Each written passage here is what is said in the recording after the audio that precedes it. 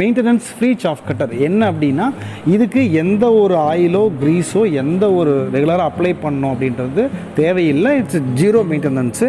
இப்போ ஒரு 2 மாடு வச்சுக்கிறவங்க சாஃப் கட்டிங் மட்டும் பண்ணுறதுக்கு இவ்வளோ பெரிய மிஷின் வந்து போகணுன்ற உண்மையிலே அவசியம் இல்லை. ஆனால் அவங்களுக்கு அரைக்கிற வேலை இருக்குது, இல்லை அவங்களுக்கு ஒரு 10 தென்னை மரம் இருக்குது, இல்லை அவங்களுக்கு ஒரு நாட்டுக்கோழி பண்ணை வந்து வச்சுருக்காங்க, இல்லை ஒரு பிராய்லர் கோழி பண்ணை வச்சுருக்கிறாங்க அப்படின்னா இது கண்டிப்பாக வந்து அந்த மாதிரி இருக்கிறவங்க வந்து இதை வாங்குறாங்க. இப்போது நம்ம சொன்ன மாதிரி வந்து ஆட்டு பண்ணை வச்சுருக்கிறவங்க, மாட்டு பண்ணை வச்சுருக்கிறவங்க, இல்லை மாடு வச்சுருக்கிறவங்க, ஸோ இந்த மாதிரி கஸ்டமர்ஸ்லாம் வந்து நிறைய இந்த மிஷின் வாங்கிட்டு போகிறாங்க அப்படின்றது புரியுது. பிராய்லர் கோழி வச்சுருக்கிறவங்க வந்து எதுக்காக வந்து இந்த மிஷினை வந்து எடுத்துகிட்டு போகிறாங்க? பிராய்லர் கோழி வச்சுக்கிறவங்களுக்கு வந்து தீவனம் பார்த்தீங்கன்னா, ஏன்னா எல்லாமே கான்ட்ராக்ட் பேசிஸ் அப்படின்றதுனால கம்பெனியை வந்து தீவனம் கொடுத்தது. அப்போ அங்கே அரைக்கிற வேலை இல்லை.